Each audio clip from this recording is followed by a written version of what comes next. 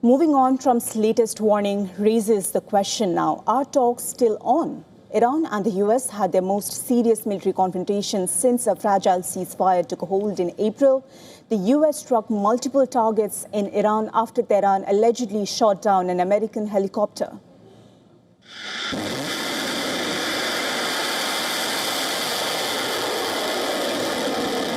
Tehran hit back by targeting America's regional partners. First, it launched missiles and drones at US bases in Kuwait, Jordan and Bahrain. Then came a direct warning. Iran said Gulf neighbors have a legal and moral obligation to prevent US or Israeli operations from their territory. In his latest warning, Trump says Iran will have to pay the price for taking too long to negotiate a peace deal. Trump's remarks come after Washington and Tehran exchanged fire following the downing of an American Apache helicopter over the Strait of Hormuz. The escalation now has raised fresh questions if US-Iran talks are really nearing a breakthrough, as Trump has been claiming.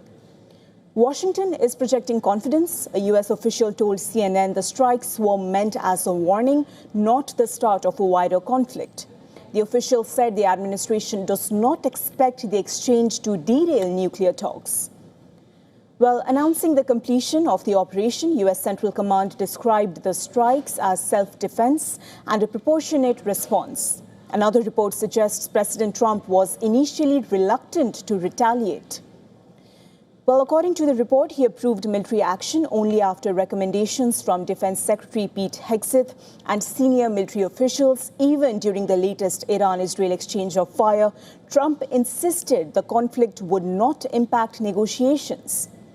Just before the latest strikes, a new report suggested the two sides have narrowed their differences on 4 key nuclear issues. The New York Times now, citing U.S. officials and diplomats, reported that the broad outlines of a potential accord are beginning to emerge. At the center of the talks is Iran's uranium enrichment program. Washington wants a 20-year suspension. Tehran has offered a 10-year halt. U.S. officials believe a 15-year pause could be a possible compromise.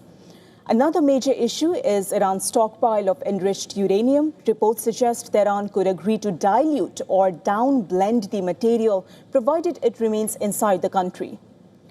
Well, the future of Iran's nuclear facilities is also under discussion. Iran has indicated it could dismantle 2 sites, but insists on keeping 1 facility operational. Washington is also pushing for anytime, anywhere inspections by international monitors. It remains unclear whether Tehran will accept that demand. Progress on these 4 issues would mark a major step forward, but significant hurdles remain. The report notes that hardliners within Iran, particularly the Revolutionary Guards, could still block any deal, and other flashpoints persist as well. They include Israel's continued military operations in Lebanon, Washington's refusal to unfreeze Iranian assets, and Tehran's demand for reparations.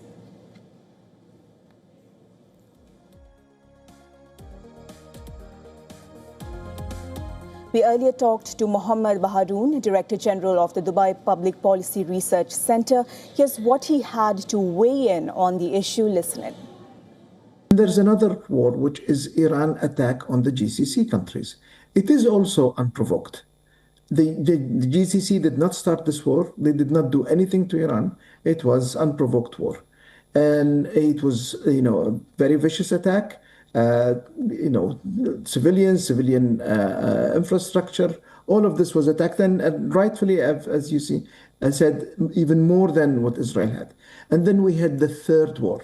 And that third war was a war against global economy that people in India, for instance, paid for it in hiked prices of gas. And they did not do anything to Iran. They did not start a war on Iran. It was Iranian aggression on them.